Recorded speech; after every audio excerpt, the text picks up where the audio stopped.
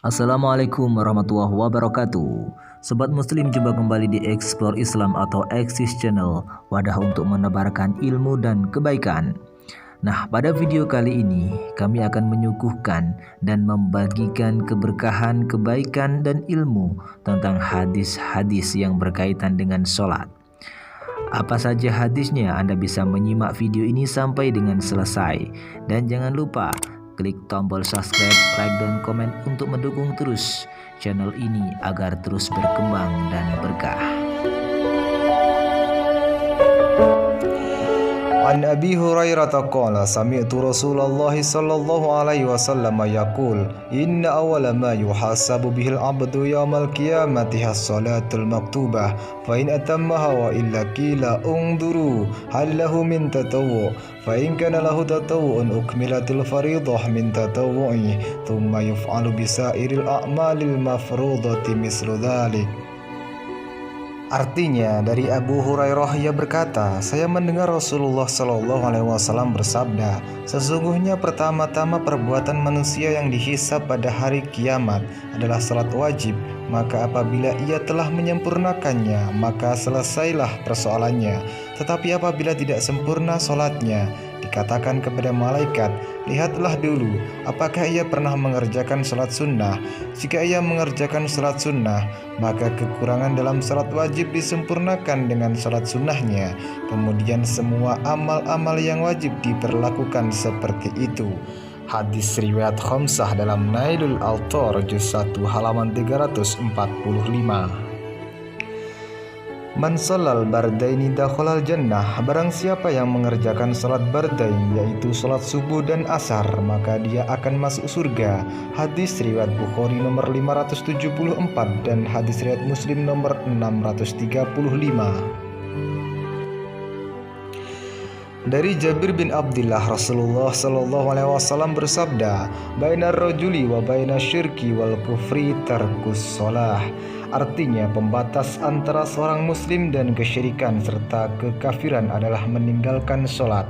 Hadis riwayat Muslim nomor 257. Rasulullah Shallallahu Alaihi Wasallam bersabda, man shalla salata subhi fahuwa fi dimmatillahi fala yudlabunnakumullahu min dimmatihi bisyai'in fa innahu may yatlubhu min dimmatihi bisyai'in yudrikhu thumma yakubbahu ala wajhihi fi nari jahannam. Artinya, barang siapa yang sholat subuh, maka dia berada dalam jaminan Allah. Oleh karena itu, jangan sampai Allah menuntut sesuatu kepada kalian dari jaminannya. Karena siapa yang Allah menuntutnya dengan sesuatu dari jaminannya, maka Allah pasti akan menemukannya dan akan menelungkupkannya di atas wajahnya dalam neraka jahanam. Hadis riwayat Muslim nomor 163.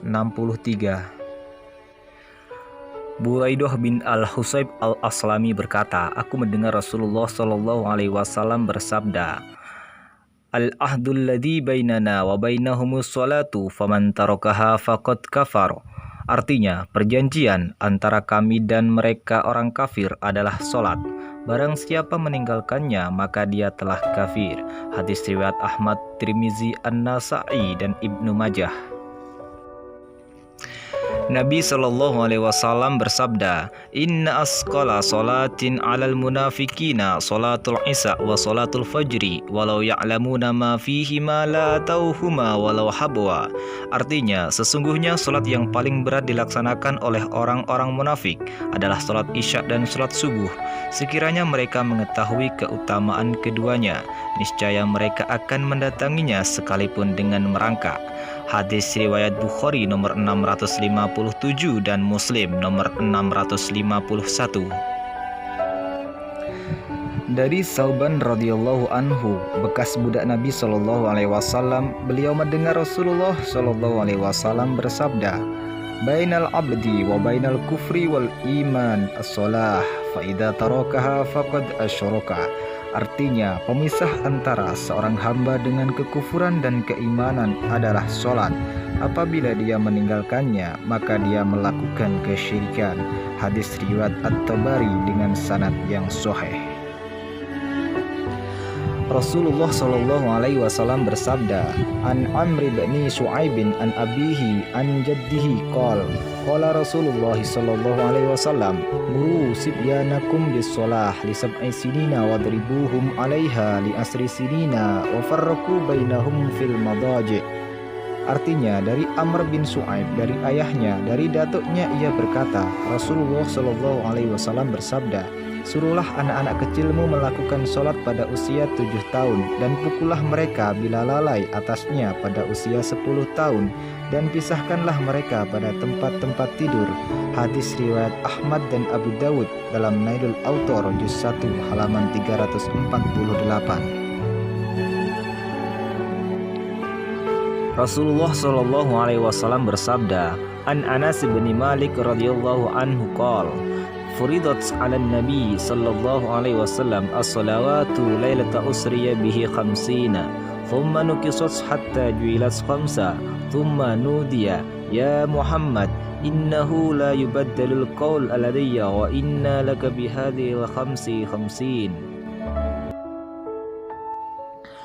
Dari Anas bin Malik radhiyallahu an, ia berkata, diwajibkan salat itu pada Nabi Shallallahu Alaihi Wasallam pada malam Isra 50 kali, kemudian dikurangi sehingga menjadi 5 kali. Kemudian Nabi dipanggil, ya Muhammad, sesungguhnya tidak diganti atau diubah ketetapan itu di sisiku, dan sesungguhnya 5 kali itu sama dengan 50 kali.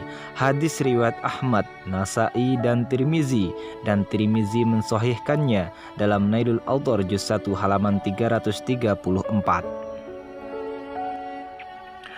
Diriwayatkan dari Mu'adz bin Jabal, Rasulullah Shallallahu Alaihi Wasallam bersabda, man taraka sholatan maktubatan muta'ammidan faqad bari'at minhu dhimmatullah. Artinya, barang siapa meninggalkan sholat yang wajib dengan sengaja, maka janji Allah terlepas darinya. Hadis riwayat Ahmad nomor 22.128. Nabi Muhammad Shallallahu Alaihi Wasallam bersabda, Bunyal Islamu ala khamsin syahadati an la ilaha illallah wa anna Muhammadan abduhu wa rasuluh wa iqamis shalah wa ita'iz zakah wa hajjil baiti wa shaumi Ramadan. Artinya, Islam dibangun atas 5 perkara, yaitu 1. Bersaksi bahwa tidak ada sesembahan yang benar untuk diibadahi kecuali Allah dan bersaksi bahwa Muhammad adalah utusannya. 2. Mendirikan sholat. 3. Menunaikan zakat. 4. Naik haji ke Baitullah bagi yang mampu. Dan 5. Berpuasa di bulan suci Ramadan. Lafadz ini adalah lafadz Muslim nomor 122. Nabi Muhammad bersabda, An Abdillah bin Amr bin al-As anin Nabi sallallahu alaihi wasallam annahu dzakara salata yawman faqal man hafadha 'alaiha kanat lahu nuran wa burhana wa najatan yaumal qiyamah wa man lam yuhafid 'alaiha lam yakun lahu nura wala burhana wala najata wa kana yaumal qiyamati ma'a qaruna fir'auna wa hamana wa ubay bin al-khalaf. Artinya, dari Abdullah bin Amr bin al-As dari Nabi Shallallahu Alaihi Wasallam bahwa beliau pada suatu hari menerangkan tentang sholat. Lalu beliau bersabda, barang siapa memeliharanya, maka sholat itu baginya sebagai cahaya, bukti dan penyelamat pada hari kiamat.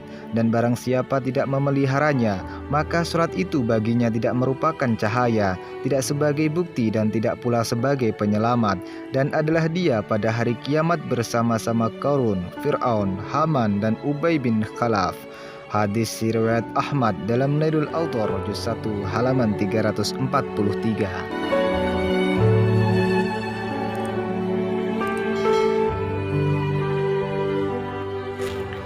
Nah, sobat muslim yang dirahmati Allah Subhanahu wa taala, itulah beberapa hadis yang bisa kami kumpulkan tentang keutamaan sholat.